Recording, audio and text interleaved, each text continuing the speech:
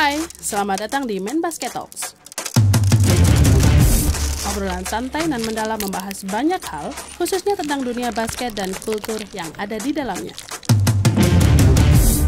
Selamat menikmati. Halo semua, balik lagi di Main Basket Talks. Kali ini kita masuk ke episode ke-28. Dan ini nanti bakal jadi Main Basket Talks yang naik di Spotify paling cepet, paling kilat. Jadi setelah hanya mungkin, kalau kata editor kita sih mungkin 1 jam setelah bikin, jadi kita udah langsung naik. Jadi kenapa gitu? Karena kita hari ini bakal ngomongin NBA Playoff bareng gue lagi, Adrian Darmika, dan udah kelihatan di kamera ada Coach Ricky Dwi Tauri lagi dari BBM CLS Knights. Langsung aja kita, soalnya playoff nih udah di depan mata. Nanti malam. Benar banget. Nanti malam. Jadi nanti kalau udah naik cuma berapa jam lagi udah mulai tuh si playoff. Naik ke jam berapa? Iya. Kalau naik ke jam 11 udah itu sejam. editor kita nih, yang bener aja dong lu harus kerja cepat, kerja keras, merdeka, tapi kerja. Langsung aja kita mulai mas ya.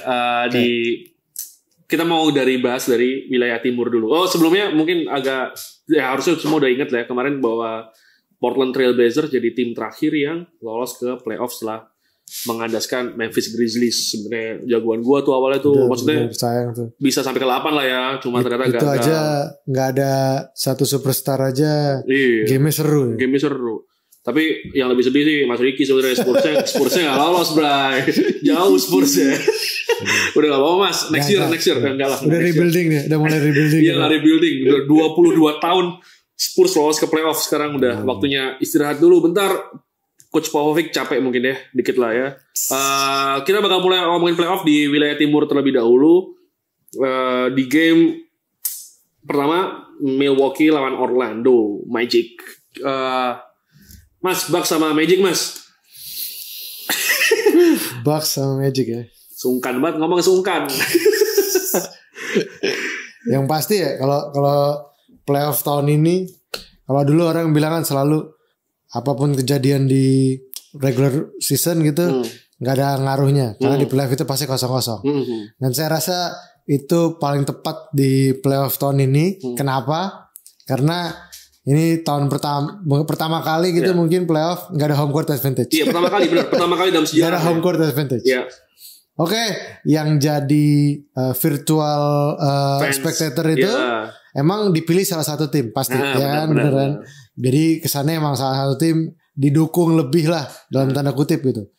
Cuman ya balikin lagi gitu, semua tuh balik lagi masalah sekarang gimana cara mereka mempersiapkan dirinya menghadapi matchup lawannya yang ada di first round sekarang ini gitu kan. Kita ngomongin Bucks sama Orlando Magic, bener. Kalau saya lihat Bucks, orang pada bilang, oh kemarin kalah 3 kali, menang 3 kali, kalah 5 kali gitu. Kalau saya lihat hampir pasti mungkin karena dia di 4 game pertama udah pasti lolos. Udah pasti peringkat 1, bukan udah pasti lolos lagi. Dengan waktu itu lagi 3-1, 3 kali menang, 1 kali kalah gitu. Akhirnya 4 game berikutnya kesannya dilepas lah gitu. Karena saya lihat juga balikin lagi, what's the point of maksimalin starter ya kan? Malah mungkin dipakai untuk memperkaya jam terbang cadangan gitu kan. Benar. Apalagi siapa namanya, Giannis sempat 1 game suspended gara-gara headbutt itu tadi itu kan ya. Jadi yang saya lihat itu kalau emang kalian semua pada lihat podcast kita di 2 sebelumnya, Adrian pernah bahas kalau di playoff ini balik lagi Coach Bud di tes apakah dia mumpuni sebagai coach yang bisa berbicara banyak di playoff. Benar. Kalau berbicara banyak di liga ya dia udah buktiin itu udah multiple times. Di Atlanta Hawks dia bikin nomor 1. Sekarang di Bucks 2 tahun berturut dia bikin juara regular gitu, peringkat 1 gitu. Nah, sekarang kita lihat lagi ini mereka gitu. Jadi kalau saya bilang orang pasti ngandelin Bucks karena dia peringkat 1. Benar. Di East. Magic peringkat 8. Dan Magic peringkat 8 pasti gitu. Tapi jangan salah, Magic pun menurut saya salah satu yang sangar dari tembakan luar. Itu punya senjatanya gitu buat mereka gitu. Apalagi ada satu game kalau saya lupa gitu, game keberapa kemarin di bubble gitu. They are hot from outside gitu. Everyone, Fournier, Terrence Ross, Vucevic. Ya mereka nggak punya salah satu defendernya John Isaac karena cedera gitu. Tapi saya rasa masih banyak yang bisa gantiin dia gitu. Setuju sih gue. Tapi ada mungkin yang sedikit bakal jadi pertanyaan itu gimana Milwaukee ini si Bucks. Kita tahu dia menang 2 tahun berturut-turut jadi pemuncak klasemen NBA, bukan wilayah timur doang, NBA. Tapi di bubble, jadi gue sama Mas Riki tadi sudah sempat ngobrol bahwa we will not put regular season stats gitu. Jadi kita bakal pakai bubble stats. Kenapa? Karena ini benar-benar beda banget dari regular season. Mereka break hampir 5 bulan, terus mereka mulai lagi. Ya ini season baru sebenarnya. Ini season baru. 8 game kemarin itu 8 game pertama mereka di season baru ini. Dan statistiknya untuk Milwaukee Bucks itu sih ternyata sangat buruk gitu. Untuk seorang tim peringkat 1 di NBA gitu.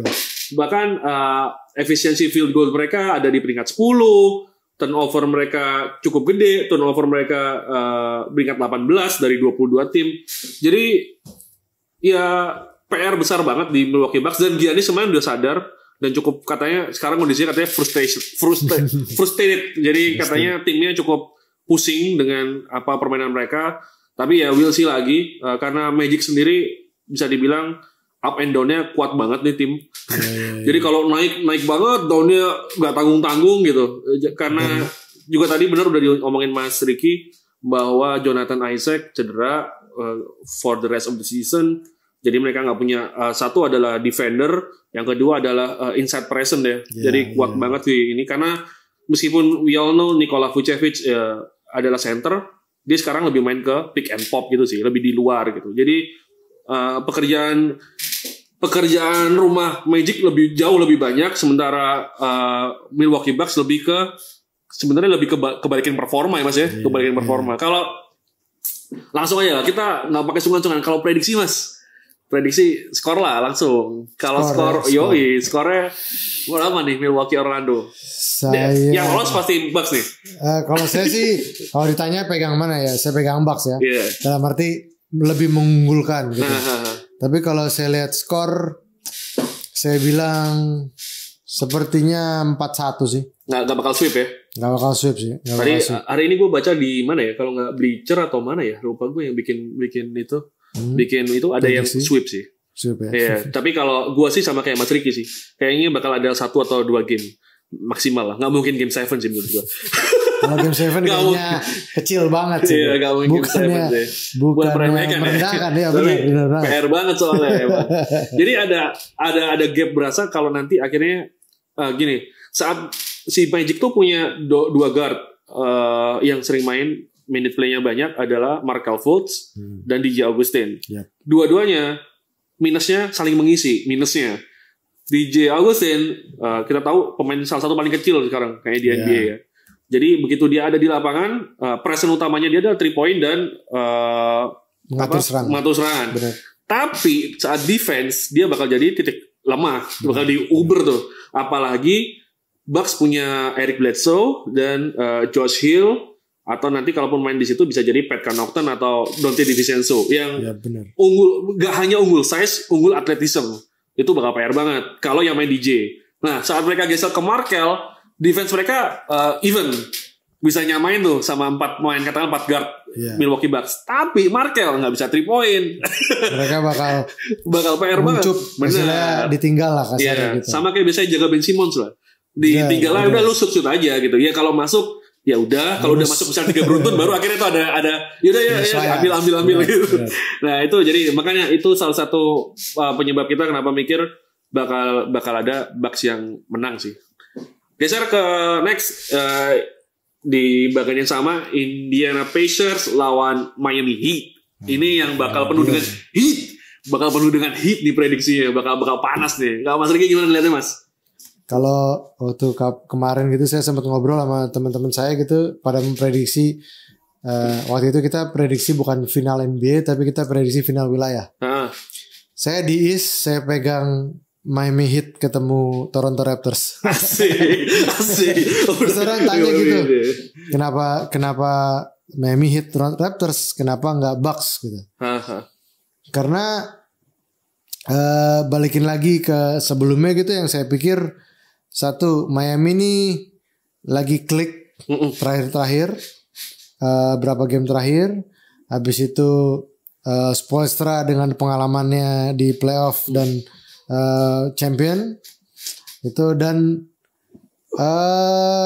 apa ya, saya bilang tuh Miami tuh lumayan deep, gitu, lumayan deep dari segi apa namanya bench dan kalau saya nggak salah mereka sehat-sehat semua ya. Sehat semua. Ada, kecuali Derek Jones yang kemarin. Derek Jones itu. Derek Jones kemarin ada masalah. Itu sayang. Itu mah nggak mungkin padahal kayak main. kelihatannya kayak gitu doang ya, tapi ternyata parah banget ya. Kayak gitu ya ternyata ya. Itulah bedanya menurut saya itu size. Size ya. Iya. Goganya gede. Itu kalau dibilang moving screen menurut saya small ya. Dalam arti kayak sedikit banget geraknya gitu. Tapi yang nabrak Lidi. Lidi tuh loncatnya tinggi tapi badannya kurus bener banget. Dan emang itu seremnya gitu kan. Ya balikin lagi tadi itu, kecil ketemu yang lebih muscle gitu, keras gitu ya, akhirnya harus diangkut pakai stretcher dengan akhirnya tadi udah keluar kan nggak salah deh pengumumannya cederanya gimana gitu, tapi ngomongnya sih several days sih, jadi belum tahu juga Derek bakal main atau enggak. Tapi tanpa Derek pun sebenarnya udah cukup deep ya Mas ya. Soalnya kemarin late edition mereka adalah Andre Iguodala, Jay Crowder, Solomon Hill. Wah itu solid banget. Dan di bench mereka juga masih punya Meyers Leonard, Goran Dragic juga coming from the bench, kan? Jadi dan masih punya Tyler Hero, Kelly Olynyk. Jadi wow, tim ini bakal serem. Dan kalau jagoin Miami Heat sama Pacers gitu. Serunya kalau menurut saya ini dua-duanya bakal mengandalkan speed. Kenapa? Benar. Satu buat Miami kecil-kecil. Even Bam saya menurut saya itu undersize big man gitu. Cuma 6'9" kok. Iya, segitu benar. Dan di Indiana presence-nya siapa namanya Domantas yang nggak bakal main gitu kan, kemungkinan nggak main gitu ya, mereka pasti lebih mengandalkan speednya, dan apalagi mereka punya MVP bubble. Ya dong. Bukan MVP-nya Damian Lillard. Sempet jadi MVP bubble. Ya saya pikir mungkin dia salah satu top scorer bubble lah ya. Iya benar. Top leader scorer, dan menurut saya kayak tadi di awal Adrian bilang gitu, kita pakai statsnya bubble, kenapa? Karena ya itu trennya. Jadi bukan masalah kalau ngomongin seasonnya nggak segini nih, ya iya, tapi seasonnya itu udah digabung sama 5 bulan ke belakang. Akhirnya ya sekarang, makanya tadi saya bilang top skornya bubble karena emang TJ Warren lagi hot. Iya benar.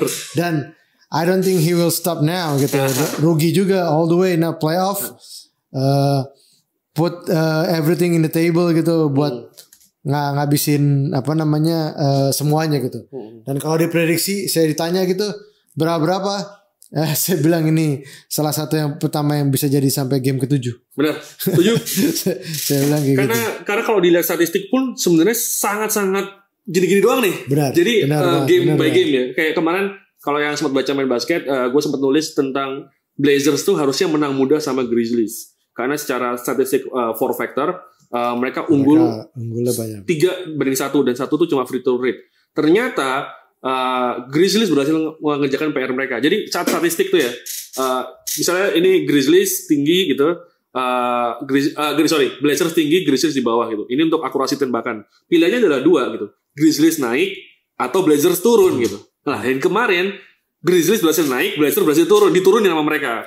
Defense-nya bagus. Nah, ini untuk Pacers sama Miami di efficiency field goal aja peringkat 13 sama 14. Peringkat 13 sama 14. Jadi itu faktor terbesar. Di turnover Pacers ternyata peringkat 7, turnover percentage ya, peringkat 7, sementara Miami peringkat 15. Di offensive rebound juga kembali toe to toe kalau nggak salah, Miami peringkat 18 dan Pacers 21. Jadi benar-benar bakal ditentuin sama performa mereka dan bagaimana mereka defense tuh. Di sini yang kita ngomong defense akan jadi matter tuh ini, karena one possession game bakal berubah semuanya nih. Dan gue setuju sama Mas Ricky, gue lebih leaning toward ke Miami. Tapi benar juga probably bakal sampai game 7.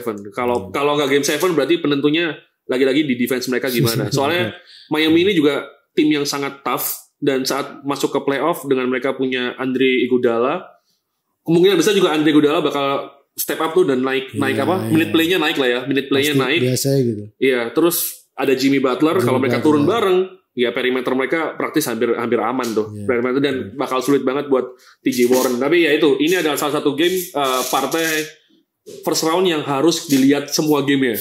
Harus dilihat semua game-nya. Pasti soalnya panas tuh, pasti panas. Dan sedikit kabar bahagia untuk fans Pacers, nanti ada kemungkinan besar Domas bakal main, tapi belum tahu. Jadi kemarin ada rumor bahwa ada sedikit pulih, tapi mau main di game berapa belum ada yang tahu. Jadi mungkin kalau jadi main, makin panas lagi gamenya. Next, ya tadi Miami ya, skornya kita abu-abu banget nih. Tapi potensi minimal ada ya, kalaupun kalah minimal sampai 6 game lah. 6 game. Geser ke Boston lawan Philly. Boston lawan Philly ya. Iya, Philly tanpa Ben Simmons.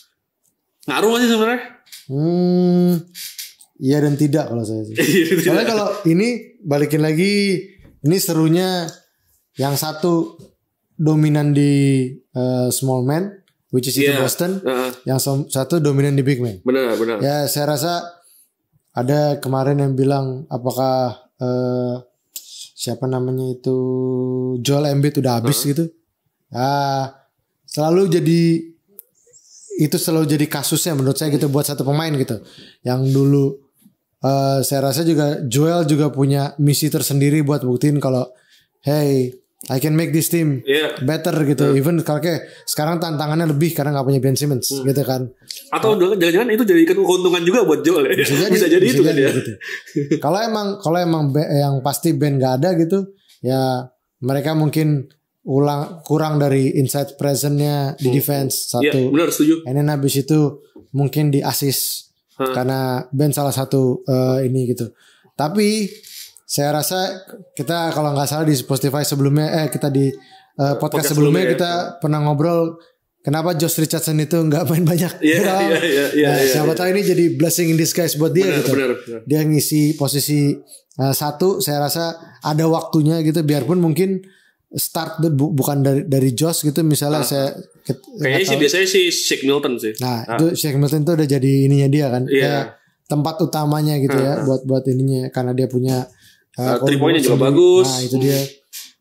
Tapi balikin lagi ini juga salah satu seri yang menurut saya bakal sampai game 7. Ya kan?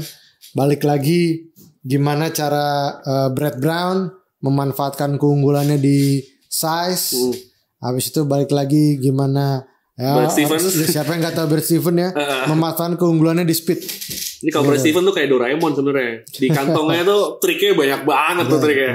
Parah sih. Kalau lihat aja deh. Malah kalau di Celtics menurut saya tahun ini di playoff ini pembedanya tuh kalau saya lihat Gordon Hayward yang lebih sehat. Benar. Setuju gua. Itu orang yang paling siap datang ke bubble ini gitu, dan dia kasih lihat di 8 game awal. Makanya di playoff ini menurut saya dia yang jadi pembedanya gitu. Jadi people might be sleeping on him di Gordon Hayward karena tahun lalu he's gone, cedera patah kaki, terus iya benar tahun lalu nggak sih? Oh enggak, 2 tahun lalu ya? 2 tahun lalu ya? Lalu tuh dia cedera lagi kecil di playoff, akhirnya nggak bisa main atau nggak maksimal. Yang abis patah tulang itu everybody sleep on him. Tapi sebelumnya itu ada alasan kenapa Boston ngambil dia gitu loh. Karena di Utah Jazz dia udah terlalu overpower waktu itu.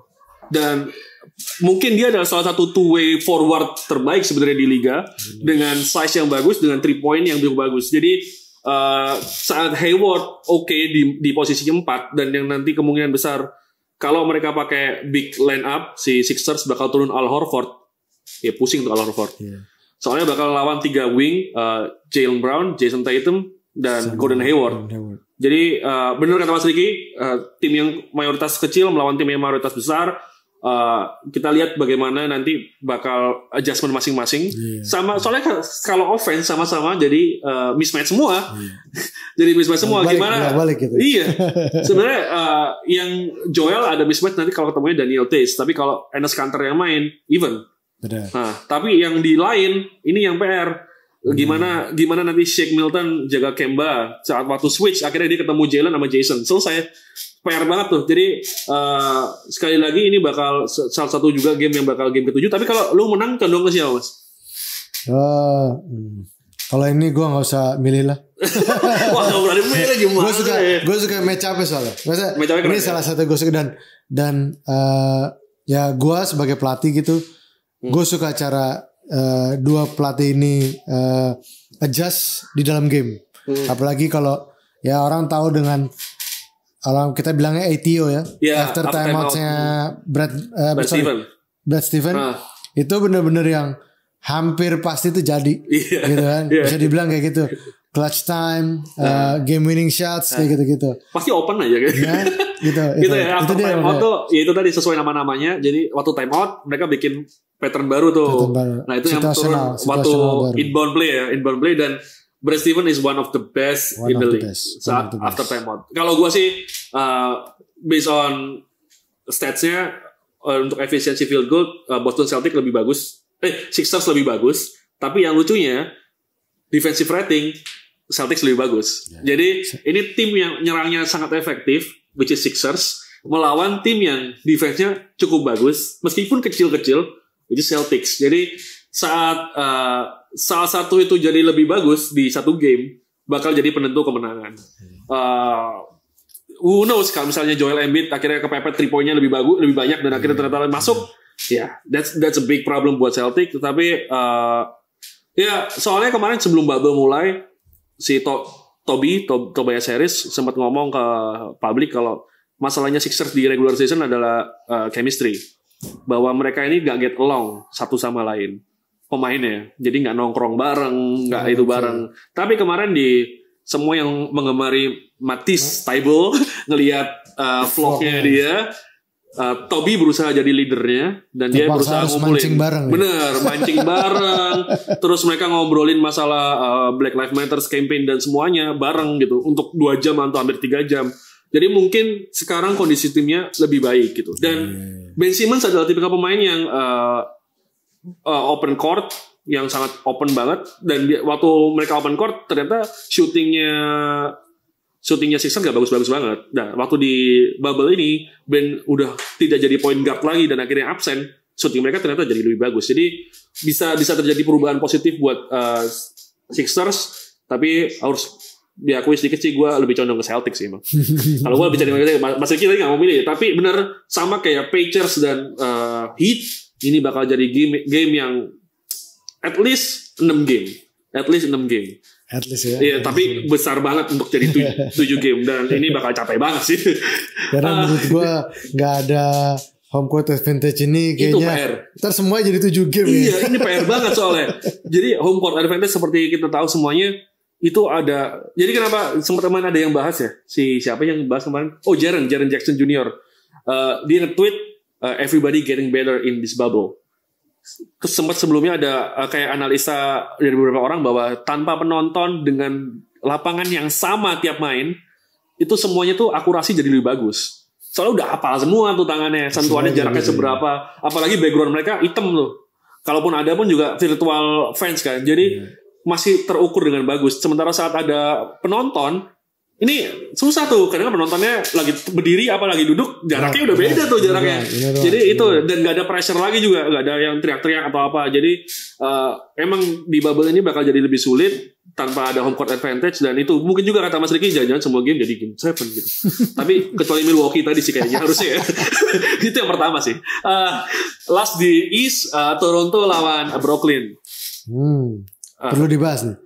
Wait, tunggu dulu lo. Brooklyn tuh menang 5 kali loh. Benar. Brooklyn tuh waktu podcast pertama gue bilang hancur nih tim.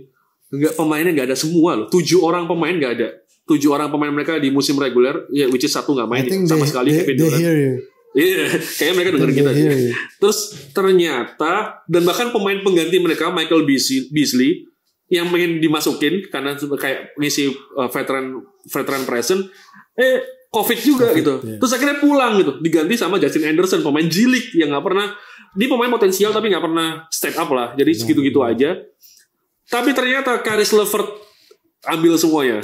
Udah kasih bola ke gua kerjain semuanya. Dan surprisingly Brooklyn untuk efisiensi field goal, which is ya adalah faktor terbesar untuk for factor untuk kemenangan biasanya menentukan kemenangan. Brooklyn nomor 7. Gitu loh. Brooklyn itu nomor 7. Cuma kalah sama Kings, Denver Nuggets, Blazers, Sixers, Clippers, Suns gitu. Jangan salah, offensive ratingnya nomor 3. Offensive ratingnya nomor 3. Brooklyn itu yang compang-camping. Pelatihnya juga caretaker gitu loh. Sebenarnya ya, Jack Vaughn kan caretaker gak sih hitungannya ya? Kayak gitu interim coach lah. Jadi ini tim yang got nothing to lose gitu. Dari awal kalian pasti dengar kalau ya di dua podcast sebelumnya, gue sama Mas Ricky sangat memuji-muji Raptors yang berhasil silence the doubters. Bahwa without Kawhi kita masih bisa kerja tim, kerja keras dan kita ada di mana gitu. Tapi ini akan jadi tantangan baru buat Raptors karena mereka akan melawan tim yang nggak punya apapun untuk ngapain mau malu kalah sama Raptors ya biasa aja gitu. Mereka datang compang-camping, mereka datang sebagai peringkat 7. Ya, why gitu? Itu yang bahaya. Iya, itu bahaya banget. Dan mereka punya pemain satu aja, Caris LeVert yang bakal jadi match up problem buat semuanya ya. Yes. Terus skornya gimana? Karena tadi kita ngomongin statistik ya, kalau dilihat emang itu dia tuh. Brooklyn offensive rating bisa nomor 3 gitu. Cuman jangan lupa Toronto Raptors nomor 1 defensive rating. Jadi dan kalau kita ingat tahun lalu di final yang penyesuaian mereka di game terhadap Stephen Curry gitu kan, kalah dari 22 poin, habis itu 20 sekian lah ya, habis itu ngejar biar pun akhirnya kalah gitu. Kalah, ya. Cuma maksudnya ini tuh menarik karena balikin lagi trennya Brooklyn lagi naik gitu. Apalagi LeVert tadi bener-bener embrace role dia. Sini deh, gue jadi jagoannya. Harusnya kan kalau kita bilang kalau mereka itu sehat, harusnya jadi nomor 3. Iya. Kyrie sama dan Durant gitu. Kyrie, Durant, terus dari bench ada Spencer Dinwiddie. Wah, oke. Tapi untuk misalnya untuk scoring mungkin dia bakal jadi third option gitu. Tapi sekarang dia jadi first option dan dia kasih lihat kalau gue tuh pantas gitu, dan mereka benar-benar emang getting better the last 4 games I think gitu. Nah terus ketemu Raptors yang saya rasa Nick Nurse gitu udah siap dengan oke, kita mau bikin apa nih dengan series kan gitu. Patut ditunggu. Dan kalau boleh gue prediksi ya, ini gue yang sekarang gue rasa skornya 4-2 buat Raptors. 4-2 buat Raptors ya. Raptors ini selain defense, menariknya defensive ratingnya nomor 1. Tapi Raptor ini membiarkan lawannya nge-shoot 3 point sebanyak-banyaknya. Ya, dia peringkat 2 untuk opponent 3 point attempt. Jadi rata-rata dalam 8 game bubble itu lawannya itu attempt 3 point 42 kali setiap game. Itu dibiarin aja. Tapi defensive rating mereka nomor 1. Jadi di situ ada kayak kontradiktif ya. Kenapa kok lawan dapat 3 point yang attempt-nya banyak, tapi ternyata defensive rating Raptors tetap bagus. Itulah kekuatannya salah satunya scouting report dan hebatnya coaching staff dan pemainnya Raptors. Jadi mereka tahu pemain-pemain mana mungkin yang dilepaskan untuk 3 point gitu, ataupun di sudut-sudut mana yang boleh lepas. Soalnya kalau kalian mengikuti perkembangan statistik basket, baca dari bukunya Kirk Goldsberry yang Sprawl Ball, bahwa mayoritas 3 point itu masuknya dari corner. Ya coach ya? Sekarang ya. Dari corner, kanan kiri sama aja sih. Tapi kayaknya lebih condong di corner kiri. Itu yang akurasinya paling tinggi. Jadi selama nggak ada pemain shoot dari situ, akurasinya lebih rendah.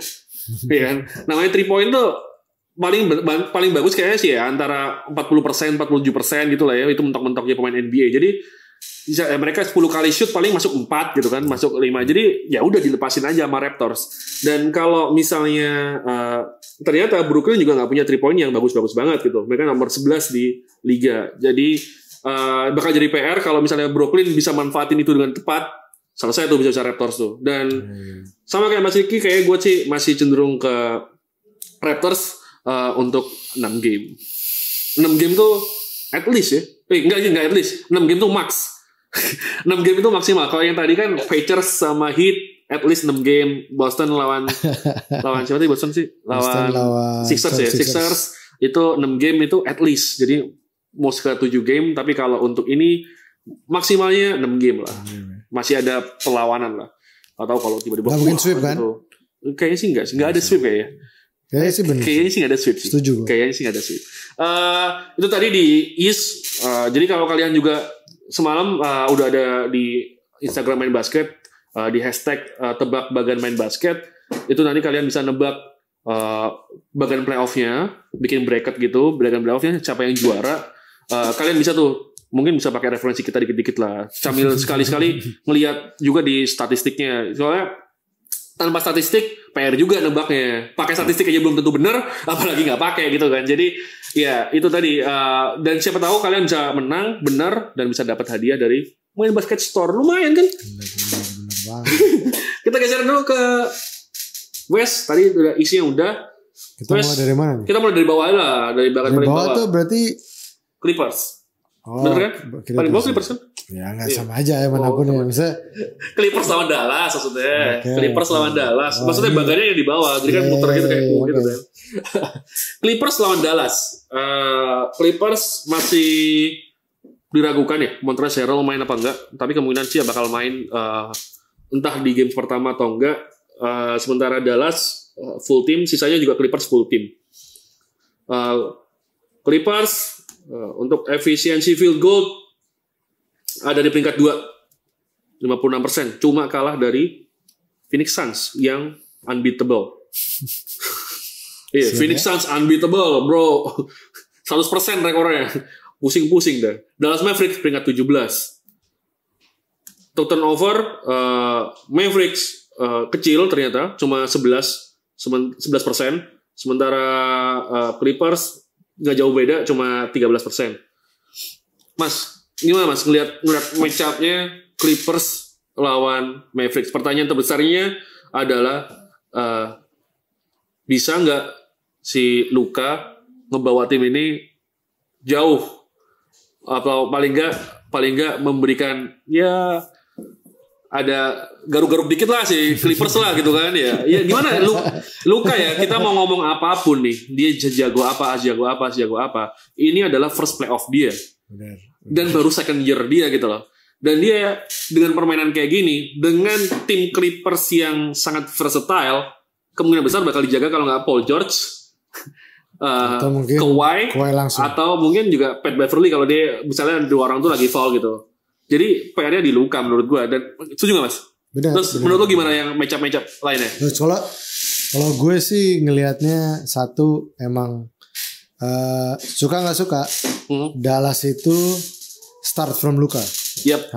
Hampir ya most of the play. Biarpun bukan dibilang Luka sentris. Ya dan enggak juga sih. Karena juga kalau kita lihat kemarin di bubble gitu, pas Luka harus sit down, ya banyak yang bisa step up. Maksudnya playnya tetap jalan, skornya juga tetap jalan gitu. Dan point guard yang gantiin Luka juga. Kalau kalian nonton Dallas itu kemarin itu Trey Burke. Trey Burke yang step up. Padahal maksudnya saya tahu Trey Burke dari college kampus. Gitu. Emang menurut saya itu salah satu king of pick and roll. Cuman di NBA ya karena dengan size mungkin sempat hilang mungkin juga jam terbang dia. Gitu kan. Kesempatan akhirnya ya nggak terlalu mewah gitu. Tapi di last 8 game di sini menurut saya dia kasih lihat gitu. Apalagi kalau nggak salah di game kedua apa game ketiga itu dia bikin 3 point no miss. Ya kan? Maksudnya benar-benar kasih lihat itu gitu. Nah, tapi kalau dilihat dari statistik juga jangan lupa Dallas itu di West paling banyak kemasukan. Masalah itu. Defense-nya loss. Bebas lu ngapain. Kalau kita tahu gitu salah satu game yang paling memorable menurut saya tuh waktu ketemu Lillard. Mereka ada leading lumayan jauh. Dan tiba-tiba di quarter keempat ketemu Rockets juga sih. Sama. Ketemu Rockets juga kayak gitu ya. Di quarter keempat juga tiba-tiba on fire. Rockets juga sama persis. Persis. Di Rockets itu malah sisa 5 menit. Siapa namanya? Nomor 33 shooter Covington. Itu 0 dari 9 apa 0 dari 10 3 poinnya. Ini tiba-tiba 3 point paling terakhir yang bikin seri masuk and they goes to overtime kan. Gitu. Jadi Dallas tuh oke banget di awal-awal tapi suka kecolongan kalau di akhir-akhir apalagi kalau close game gitu. Bener. Itu yang jadi PR buat mereka gitu. Kalau ada orang tanya kenapa ya gitu ya? Satu paling gampang pengalaman. Bener. Ya dong. Gak ada pemainnya. Kalau orang tanya, wah Dallas nggak ada pengalaman di playoff, apa di championship series gitu, di final ada pelatihnya. Benar. Dan itu orang menurut saya bagus lah dalam pelatih itu gitu. Jadi ya pelatih itu bisa apa sih untuk masalah pengalaman? Cuma bisa bagi pengalaman doang. Benar. Gitu. Karena emang harus pemainnya yang jalani. Gitu kan. Jadi kita balikin lagi gitu kalau masalah matchup tadi gimana Luka gitu ya ini tesnya. Kalau orang tanya wah bisa nggak Luka? Bisa aja. Bisa. Tapi emang gimana caranya ini bukan Luka sendiri gitu. Harus 5 lawan 5 dan kita tahu biasanya itu normalnya Doc Rivers mungkin kalau emang Pat Bev bisa main dan sehat gitu kasih Pat Bev buat Luka. Gak bisa kasih Paul George buat Luka. Gak bisa terakhir Kawhi. Kenapa ada loh? Kok Kawhi terakhir? Kenapa ada yang pertama?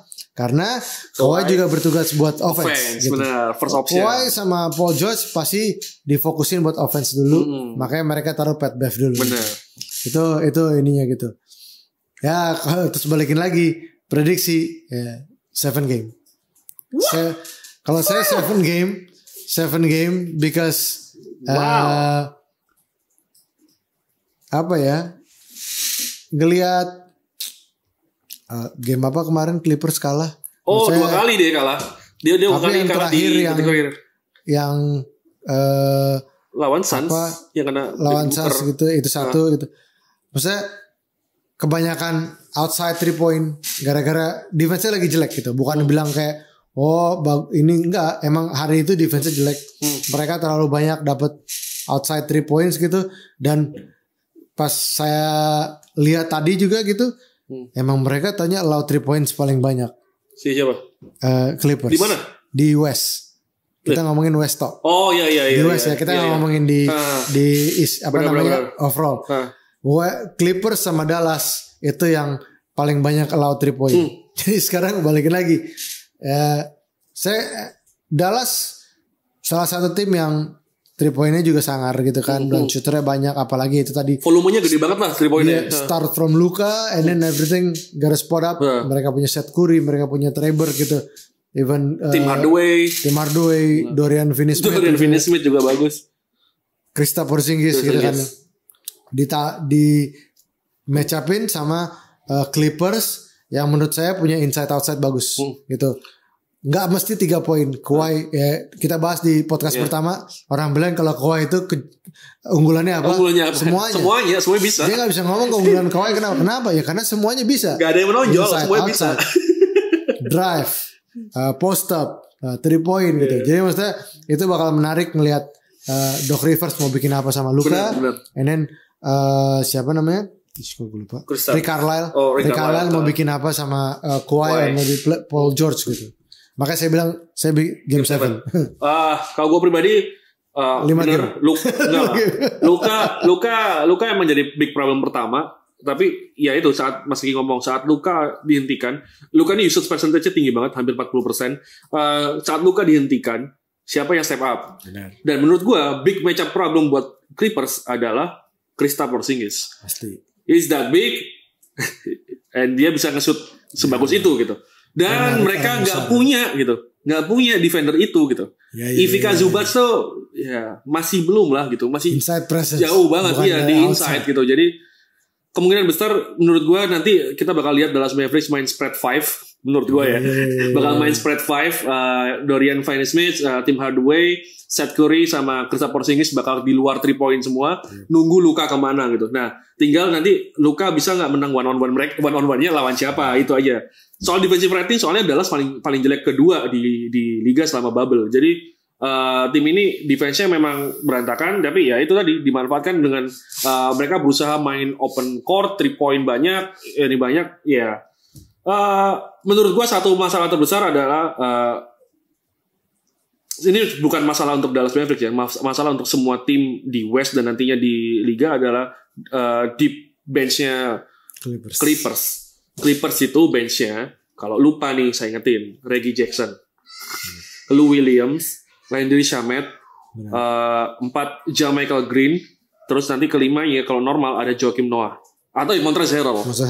And then mereka masih punya Joakim Noah, Patrick Patterson. Biasanya itu udah 12 orang. Iya, sisanya kan yang anak-anak muda tuh. Amir Coffey, Rodney McGruder. Maksudnya bahkan sampai 3 pemain yang tersisa atau 17 tuh bolehnya. 5 pemain yang tersisa itu masih solid player sebenarnya gitu. Jadi ini bakal jadi big problem saat second unit turun. Siapa yang bakal defense itu? Apalagi misalnya menurut gue sih ya Banditnya bakal kecil sih. JJ Barea nggak mainnya kecil sih. Tapi kalau JJ Barea turun, dia bakal ngapain gitu? Pertanyaan itu yang di defense ya. Jadi menurut gue 4-1 sih Clippers. 4-1 Clippers. Tapi ya emang ada was-was dikit. Kenapa? Karena dia sama Lakers kalah di last possession si Clippers, lawan Suns di last possession. Jadi tapi itu emang kondisi-kondisi game-game mereka belum, menurut gue pribadi belum fit sepenuhnya gitu. Patrick Beverley cari cadangan, Lou Williams ada yang main ada yang enggak, Montrezl Harrell belum sama sekali main. Jadi kalau tim ini sekali lagi, seingat gue tim ini saat full tim baru kalah 2 kali nggak 1 kali. Saat full tim ya, semua ada, Marcus Morris ada, semua ada, itu baru kalah kalau nggak 1 atau 2 kali. Jadi kalau tim ini full tim, it's gonna be trouble, total trouble buat semua tim di NBA. 4-1 kalau gue, Mas Egi 7 game, serah dia. 7 game ya. Naik ke Denver Nuggets dan Utah Jazz, yang surprisingly Denver Nuggets ini ternyata adalah tim dengan defensive rating terburuk selama di bubble. Tapi satu kejutan hebat di Denver Nuggets di bubble ini adalah akhirnya kita ngelihat ternyata bukan Sixers ya tim paling tinggi di NBA itu. Ternyata adalah Denver Nuggets tim paling tinggi di NBA. Jadi Denver menurut gue ada di peringkat kalau nggak kedua, ketiga untuk bench presence menurut gue. Ini tim sekarang bahkan bisa dibilang sejak Bol-Bol keluar, Michael Porter Jr. keluar, makanya punya 3 tim deh. Dia kayak punya 3 tim sebenarnya yang bisa turun 5 gitu kayaknya. Jadi itu yang akan jadi berbahaya. Bukan sekarang pertanyaan bukan cuma Nikola Jokic doang. Sekarang udah keluar semua nih, Jamal Murray. And then one person that akan menjadi kejutan kalau nggak musim ini dan musim depan adalah Michael Porter Jr. Pasti. Kalau ketemu Utah Jazz, Mas, gimana menurut Mas? Kalau ini tuh menurut gue match up-nya seru ya. Seru. Karena ya, kayak Jokic ketemu sama Gobert. And then habis itu mungkin kalau start gitu kita tahu Utah Jazz nggak ada Michael Conley. Dia absen, anak kelahiran. Jadi kemungkinan game-game awal. Dan menurut saya start tuh penting. Benar. Oke, dia mungkin skip 2 game misalnya. Tapi kalau 2 game itu kalah wah, agak berat gitu. Jadi kayak gitu. Satu itu. Dan kalau emang nggak ada Conley, hampir pasti tugas bawa bolanya mungkin jatuh ke Mitchell. Nah kalau Mitchell yang harus bawa bola, kemampuan scoringnya jadi menurun. Kalau menurut saya gitu. Atau malah terlalu di dia, menurut saya terlalu riskan gitu, membikin dia harus kerja skor bagi bola, bagi bola. Gitu. Sama kayak Devin Booker tahun lalu lah. Sedangkan di Denver yang gilir dia banyak. Gitu.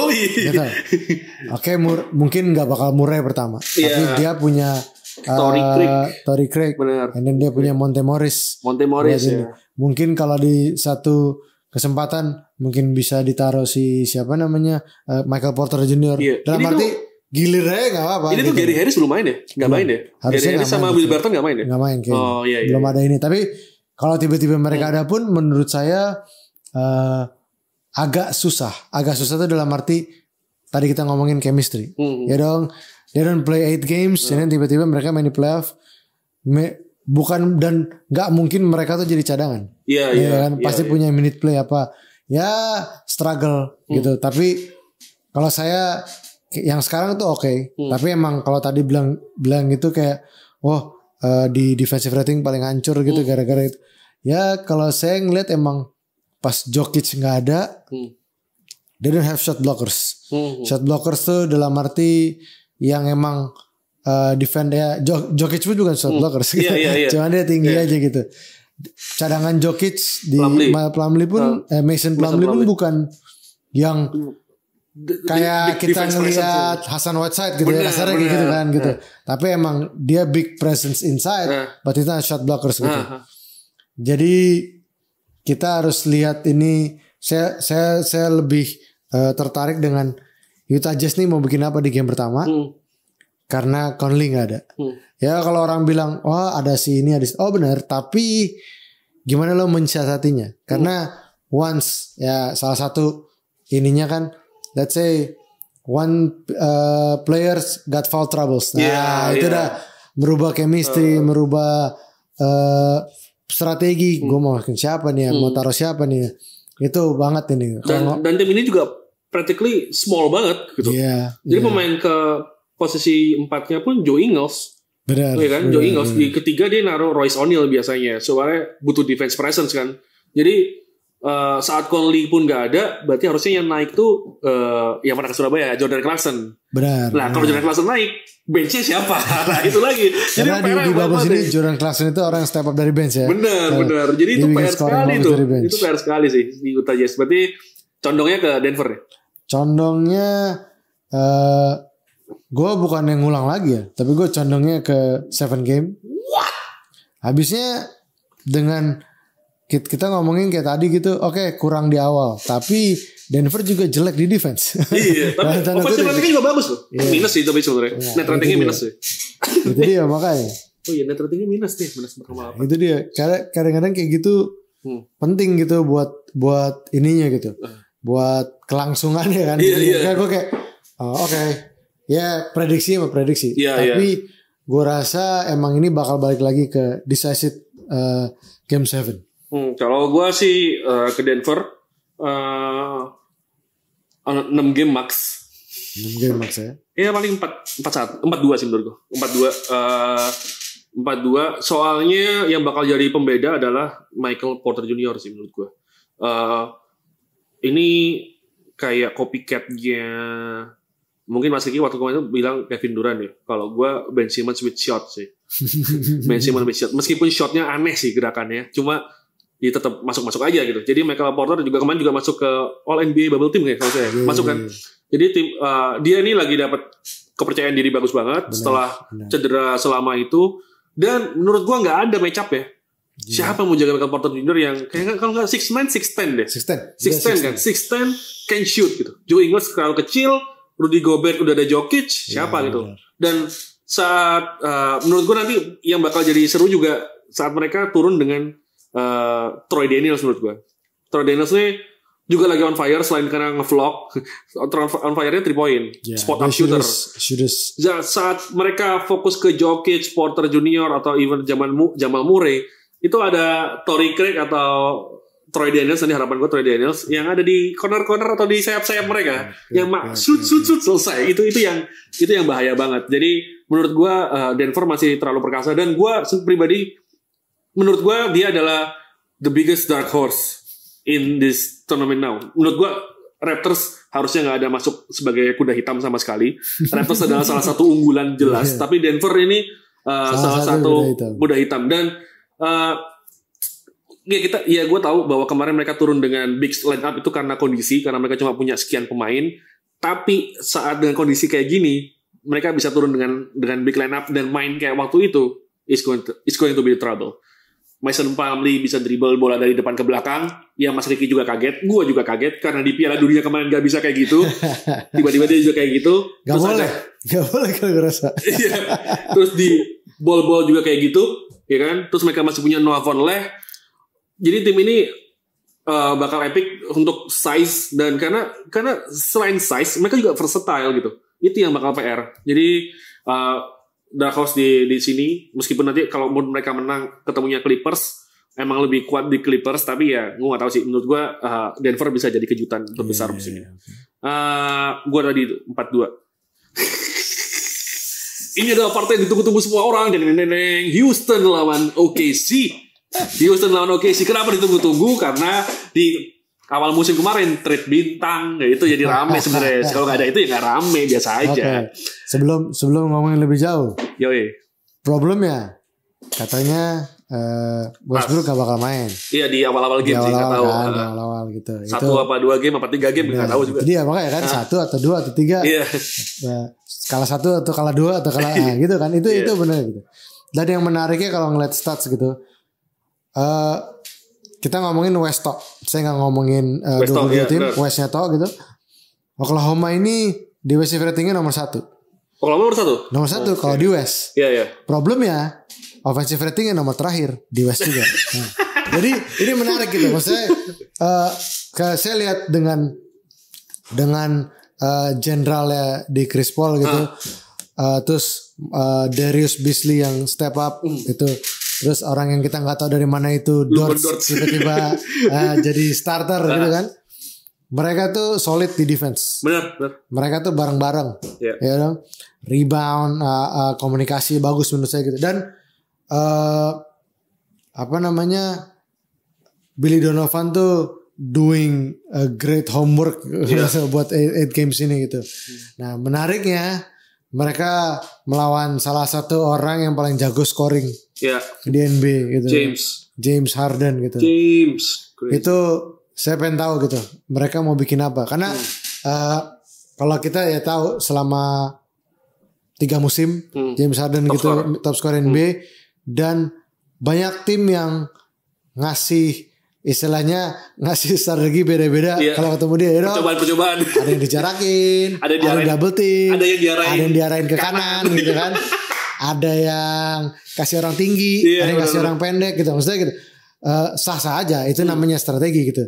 Nah, saya pengen tahu karena menurut saya kalau starter gitu, saya rasa yang bakal diplot buat match up dari awal either SAG or Luka Doncic. Itu dulu gitu. Tapi kalau kita ngelihat trennya semua tim, saya rasa semua tim di bubble ini semuanya switch. Gitu loh. Mau siapapun.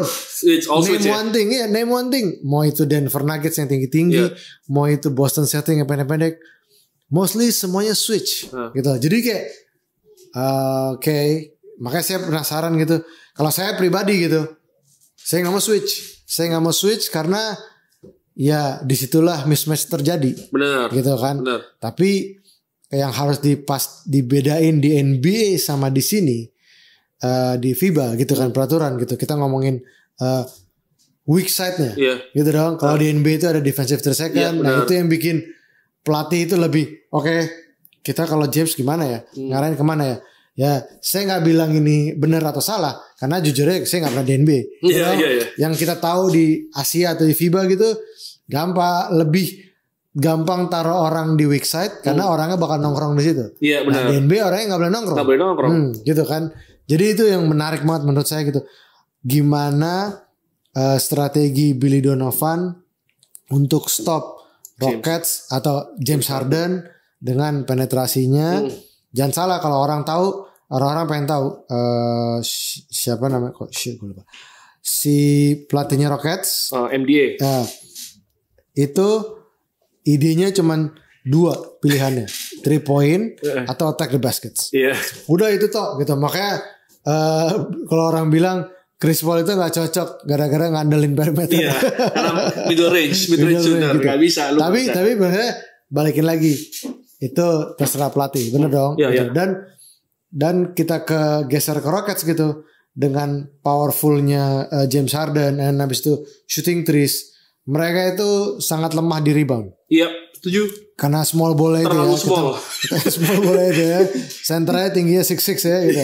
Nah, itu yang jadi kelemahan mereka menurut saya di bubble ini gitu. Jadi kayak you allow people too many offensive rebound. And then kebanyakan akhirnya boleh masuk. Dong nyerang pertama nggak berhasil, nyerang kedua nggak berhasil, nyerang ketiga nggak berhasil. Akhirnya masuk juga di nyerang berikutnya. Bener, gitu. Second chance-nya kebanyakan. Jadi gitu. sampai ke 7 chance. udah nggak second chance lagi. 7 chance udah terlalu jauh. Dan makanya Mike D'Antoni menurut saya nggak bakal ganti strategi di offense. Benar. Dan ganti strategi di defense pun saya rasa nggak signifikan dalam arti ya oke sih orangnya ada Chris Paul, ada Shea, ada Luken, ada Danilo di starter gitu kan. Saya rasa ya bakal seperti biasa dalam arti if you're inside, it's the ball inside, double team. Gitu. Ball outside, try to one on one, but ya kalau kita lihat balikin lagi tadi tim-tim yang suka ngandelin orang nembak 3 point gitu kan. Ya Rockets ini lumayan banyak. Sangat banyak. Lumayan gitu. Tentang 3 point ada 30 plus gitu kan. Allowed 3 point gitu. Tapi ya allowed 3 point-nya. Iya, allowed 3 point gitu kan. Kok kira tapi mereka 54 per game. Karena allowed 3 point dia tuh di atas 30 gitu.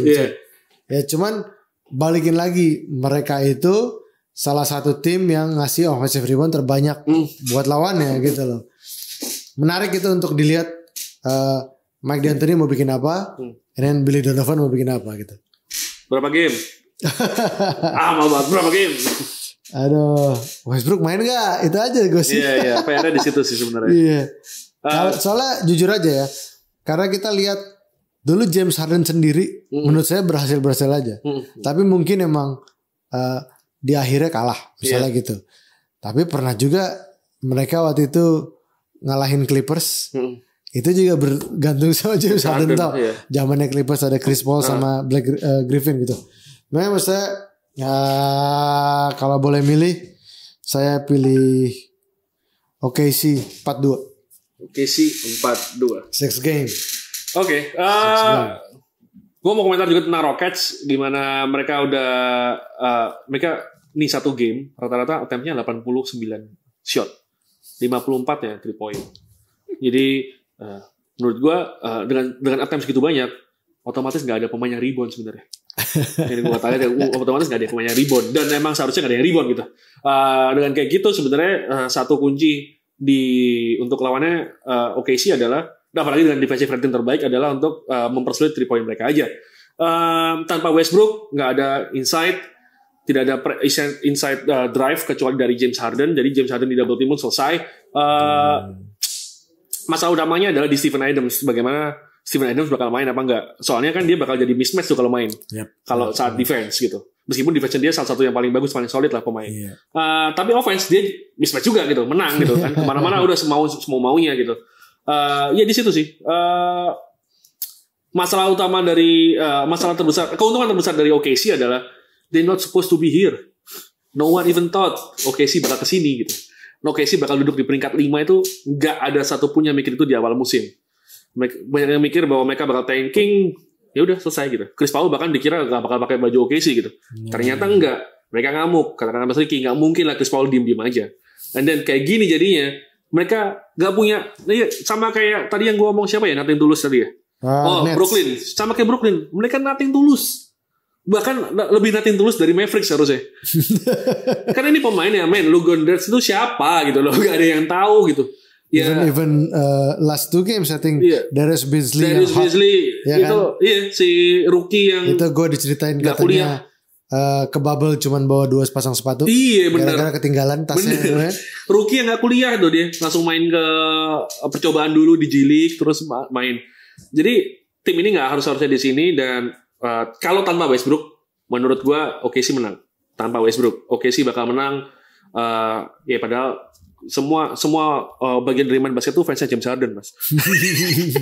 Buat kalian semua ya. Fans mah apa-apa. Buat kalian semua yang tidak suka James Harden di komen main basket, kita semua fans James Harden gitu. Karena terlalu gampang itu mainnya. Jadi kalau James Harden sendiri, menurut gue bakal kalah sih dari OKC. Tapi kalau ada Russell, mungkin bisa sampai 7 game. Tapi kalau nggak ada Russell, selesai bahkan mungkin di 5 game. Soalnya 4-1 sih menurut gue kalau nggak pakai Russell. Oke. Oke, udah 1 jam lebih nih kita. Tapi kita masih 1 game, satu lagi. 1 jam lebih kan ya? Bener kan?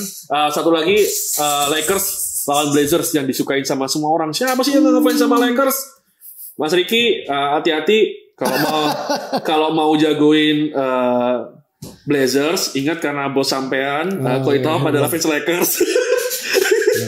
Rawan ngomongin prediksi ya. Rawan. Kalau saya kebetulan ngomongin prediksinya dari statistik juga aja.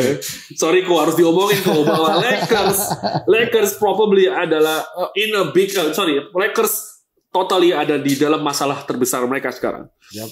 Lakers adalah nomor 1 West tapi tidak menunjukkan itu di 8 game terakhir mereka. Menang lawan Clippers, mereka lewat game shot terakhir. Menang lawan Denver second unit atau bahkan third unit karena waktu itu ada Noah Vonleh, ada mungkin third unit. Mereka juga butuh Kyle Kuzma buat buzzer beat, last shot. Jadi Lakers benar-benar di problem. Kemudian secara efisiensi field goal mereka juga paling jelek kedua. Cuma lebih bagus dari Washington Wizards yang nggak pernah menang. Menang 1 game terakhir. Terus defensive ratingnya juga defensive rating Lakers malah di peringkat 12. Ya gitu-gitu aja sih menurut gue. Dan lawan mereka adalah tim dengan offensive rating terbaik, meskipun defensive ratingnya juga nggak bagus-bagus banget gitu. Benar. Ya, defensive ratingnya nggak bagus-bagus banget sih Blazers. Jadi gini, Blazers defensive ratingnya jelek, Lakers offensive-nya jelek. Yep. Jadi ya nggak ketemu gitu. Maksudnya Blazers masih bisa menang aja sebenarnya. Asal Lakers nggak naik nih akurasi serangannya. Benar. Sementara Lakers butuh pekerjaan besar buat nurunin offensive rating Blazers dan defense mereka gitu. Meskipun defense mereka udah bagus, tapi harus lagi. Soalnya Blazers nih rata offensive ratingnya adalah 1,2 poin per game. 1,22 poin per game. Jadi parah. Dan poinnya mereka itu mayoritas datang dari backcourt. Dan kondisinya Dame lagi sangar. Dame lagi gak karuan boy. Sampai sepatunya kemarin dijual $61 tuh kan buat memperingati 61 poin mereka, poinnya Dame. Dan saat kemarin kita lihat di Grizzlies, saat Dame mulai di box one tuh kayak hampir di box one, and then CJ McCollum datang. Benar. And then Carmelo datang. Carmelo man. They got so many offensive weapons. Lakers tidak menghadapi 1 offensive weapon, mereka menghadapi nggak 2, mereka menghadapi nggak 3, mereka ngadepin 4 offensive weapon saat Gary Trent Jr. main. Yep. Dan Lakers gak punya. Jangan lupa Joseph Nurkic. Menurut gue Joseph Nurkic bakal contain sih sama Davis ya. Atau Dwight Howard. No, I don't think he'll gonna match up with Dwight or karena kalau sama Davis kayaknya match up problem ya. Tapi maksudnya kalau balikin lagi kita ngomongin match up gitu. Kalau saya sayang kalau Nurkic harus dari awal ngambil Davis. Karena Davis itu kan keluar ya. Mungkin Davis itu bakal ketemu Zach dulu. Soalnya Zach kan biasanya starter kan. Untuk sekarang akhirnya starter karena emang udah sehat kan. Jadi 4 ofensif. Jadi kalau kalian emang di starting five-nya bakal ada Zach Collins, tapi nanti late on the game yang main bakal Gary Trent biasanya, Gary Trent Junior. Jadi saat Damian Lillard, CJ McCollum, Gary Trent, Carmelo turun, ada 4 ancaman dari luar 3 ancaman utama dari 3 point, karena Carmelo nggak dihitung 3 pointnya nggak sebagus itu. Tapi kecuali dia di spot-spot tertentu ya. Tapi kelas memang dia datang. Tapi Carmelo ini juga ancaman di perimeter, jadi PR lagi. Terus ada ancaman dari inside Jusuf Nurkic, yang juga sometimes 3 point juga ternyata gitu. Jadi ini masalahnya besar banget buat Lakers, yang juga trennya lagi jelek banget gitu. Sementara kebalikannya, Blazers nih on fire banget. Jadi kalau mau pakai strategi double team pun, menurut gue Lakers bakal masalah. Double team si Damian Lillard ya. Sementara nggak double team, lu bisa di-shoot dari tengah lapangan, boy. Itu tengah lapangan, benar-benar tengah lapangan. Jadi kayak kemarin yang kita lihat Mike di up itu tadi, si Gary Temple dari Nets ngomong kan, gue nggak peduli ada Michael Jordan di Blazers, ada siapa di Blazers, kalau Damian Lillard bawa bola, ya harus jaga gitu. Dari manapun, dari tengah lapangan lu jaga gitu. Soalnya dia bakal nge-shoot dari situ. Benar, dan Lakers kehilangan Avery Bradley, and then Rajon Rondo. 2 pemain yang defense-nya terbagus di Lakers sekarang. Jadi Lakers gak punya backcourt defense, sementara kuat di front court. Tapi front court-nya pun limited sebenarnya. Anthony Davis angin-anginan sekali, Kyle Kuzma pun demikian. LeBron bakal jadi satu-satunya masalah buat, menurut gue ya, LeBron bakal jadi satu-satunya masalah matchup buat Blazers karena nggak ada. Nggak tahu Melo ya. Menurut gue Melo juga nggak sebagus itu kan ya. Defense-nya. Kalau dari pandangan lu gimana Mas? Itu tadi gue sangat emosional karena soalnya gue udah menulis. Soalnya gue sebenarnya udah nulis mau nulis artikel ini belum gue unggah aja. Tapi kalau lu gimana Mas? Kalau tadi nambahin aja ya. Kalau menurut saya yang tadi dibahas tuh udah Lakers itu bermasalah di konsistensi. Benar. Contoh satu itu game mereka yang terakhir, saya lupa lawan siapa itu.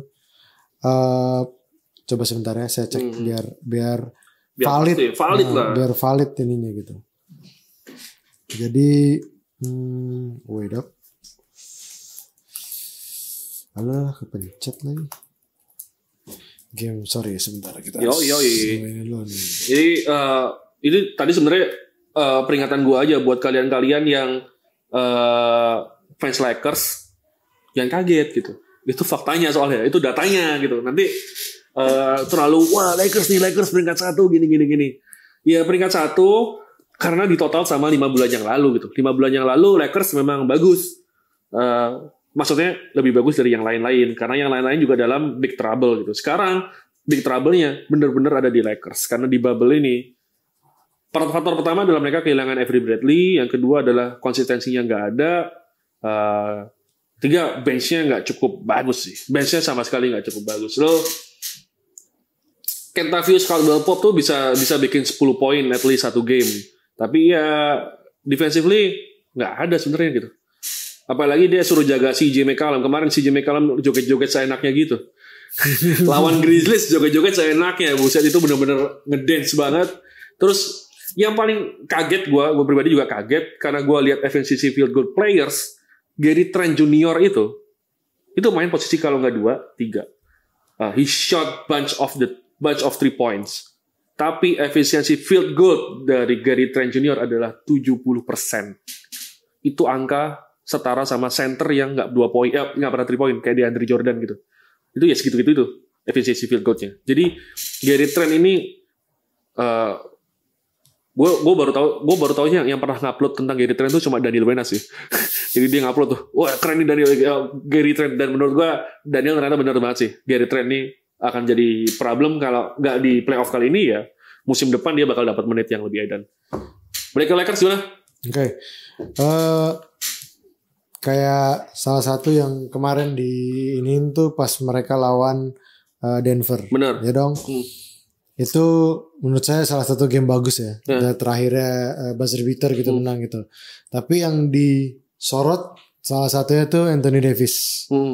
Karena as a first half itu dia statistiknya sangat mumpuni, shooting dari 11, habis itu 6 rebounds and then 3 steal gitu. Tadi berapa poin dia? 17 poin. 17 poin, 11 rebound itu first half. 6 rebound. Oh, 6 rebound first half. 6 rebounds first half. The problem is second half. Itu kenapa menurut saya skornya jadi ketat kayak gitu. Dia hanya bikin 10 poin and then 0 rebound. Nggak rebound sama sekali tuh. Nggak rebound sama sekali. Pemain paling tinggi Lakers. Pemain tinggi Lakers di lapangan kita. Ada Jeff Lemegi sih. Cuma saya konsistensinya itu penting banget karena ini di NBA itu it always come to the superstar, always. Makanya tadi kalau Adrian bilang, oh mungkin Lakers bakal double team Dame Lillard, saya rasa Portland salah satu yang bakal double team either Davis or LeBron James. Tapi menurut gue itu bakal terjadi kalau di low post doang. Tergantung, sangat tergantung. Karena kalau orang sekarang kalau saya jadi lawannya Lakers gitu, mau bilang, karena saya ingat dulu 2013 sama 2013 lah yang paling itu. Spurs ketemu LeBron di Miami itu dijarakin dengan catatan, oke, udah kasih dia nembak, ya dong, karena kita lebih takut kalau dia drive. Sekarang di bubble di playoff ini serius mau jarakin LeBron, ya dong, gak bisa, dengan akurasi 3 point lagi bagus dan menurut saya jauh lebih bagus karena kalau saya lebih perhatiin misalnya kayak mekanisme kalau orang lihat gitu badannya jauh lebih balance gitu loh, lebih balance dari segi kaki apa gitu dan mereka akurasinya pasti jadi naik gitu kan. Jadi bakal ada saya rasa nih bakal double team nih. Nah kalau di double team LeBron udah pasti ada yang open. Nah itu kan kita tahu mereka punya Danny Green, dia punya Kyle Kuzma gitu, even Caruso can hit a three gitu kan. Nah balikin lagi bakal jadi ke gimana Blazers apa istilahnya rotasi after that, and then di Blazers pun gitu. Gimana Lakers berotasi after bola nggak di superstar itu tadi gitu. Itu yang sangat menarik gitu.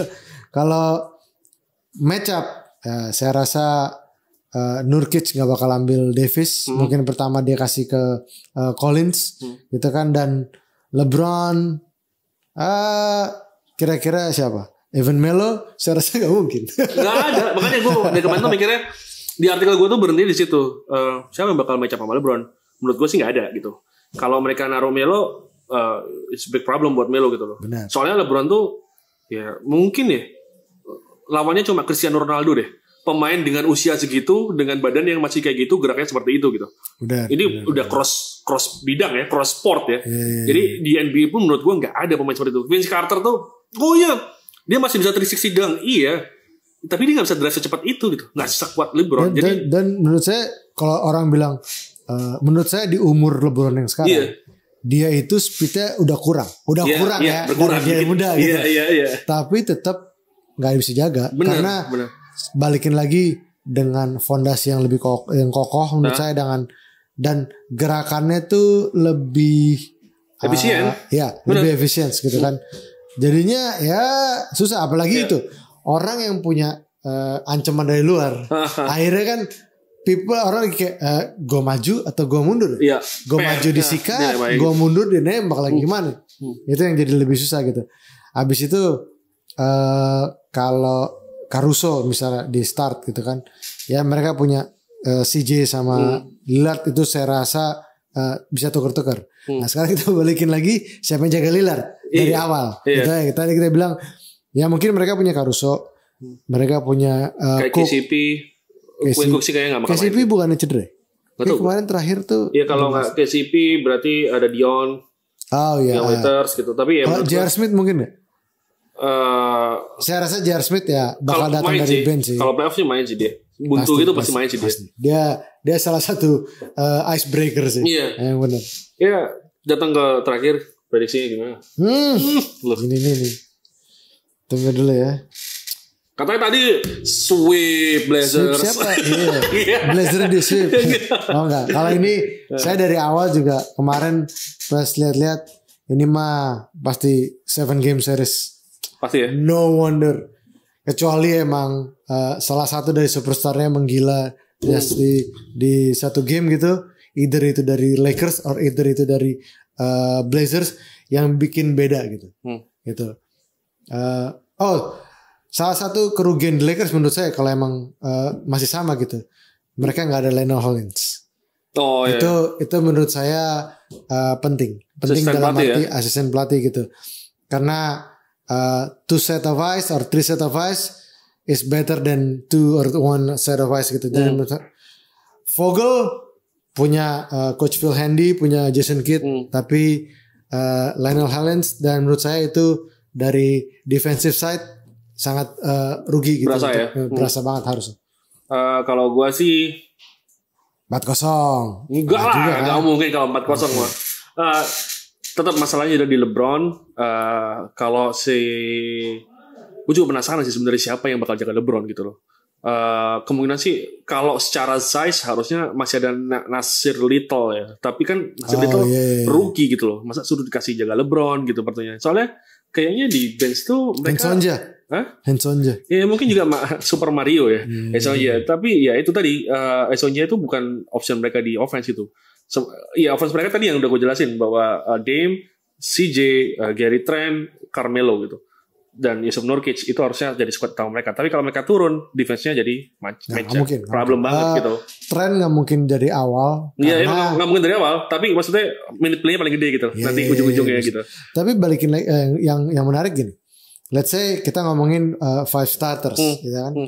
Let's say Blazers, Dame, CJ, Melo, Collins, sama Nurkic. Saya rasa yang pertama dikasih assignment buat LeBron pasti Melo. Iya. Melo dengan harapan 4 lain siap bantu. Gitu tadi. Either mungkin langsung right away double team, or tunggu dia go inside or apalah itu. Gue ada ide lain sih mungkin kayaknya. Kayak ini bakal dilakuin sih. So defense kayaknya. Tapi jangan salah, benar. Itu sangat mengantisipasi mismatch ya. Benar. Ya kan? Tapi Lakers pun juga shooternya bukan shooter yang gimana gitu. Maksudnya beranikah dengan taruh zone defense dengan bikin Danny Green, Kyle Kuzma, even itu Caruso atau Dion Waiters atau apalagi J.R. Smith gitu jadi hidup. Kalau saya lebih pengen orang diantar ke dalam. Terus saya mau sacrifice. Iya. Dalam arti ide gitu kan. Karena saya nggak mau kasih orang nembak dari luar. Ya suka nggak suka nembak dari luar, biarpun 1 dari 10 3 poin. Ide kayak gitu. Jadi saya lebih pilih kita send dia inside dengan mengandalkan rotasi tadi itu. Habis itu bola dilepas, ya kita berotasi, gitu kan. Emang balikin lagi. Karena every shot from outside that been challenged, NB kayaknya terlalu riskan gitu. Kalau perlu jangan sampai nembak 3. Gitu kalau saya. Blazer 7 games.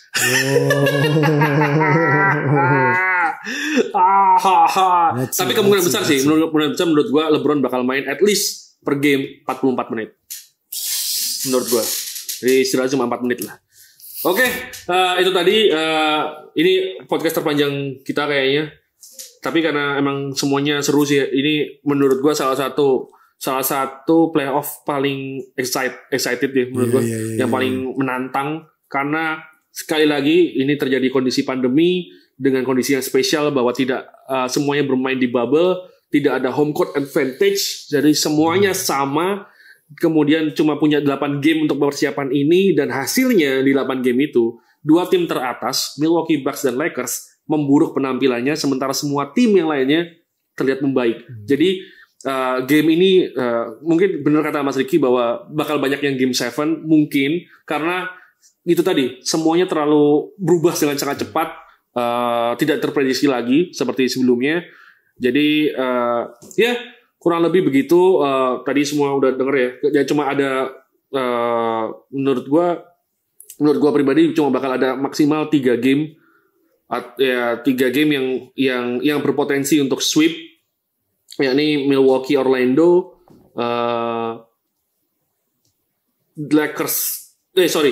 Clippers Dallas, dan Denver Utah sih. Jadi sisanya sih hampir at least 5 game itu Rockets, OKC tanpa Russell, Brooklyn Toronto mungkin 5 game, sisanya 6 itu paling dikit lah. 6 tuh paling dikit tuh 3 game tuh. Ya. Oke, begitu saja dari kami di podcast kali ini. Sekali lagi gue ingetin, saat podcast ini naik kalian masih punya beberapa jam sebelum batas akhir untuk ngepost tebak bagan main basket di Instagram kalian. Jadi nanti kalian nebak siapa yang juara. Nanti kalau ada multiple yang juara, misalnya nebak nih yang juara adalah Brooklyn Nets gitu. Ternyata ada 6 orang yang Brooklyn Nets semua. Nanti kita lihat ke belakang tuh berapa skornya yang benar. Kalau skornya benar, nanti kita pilih 3 pemenang.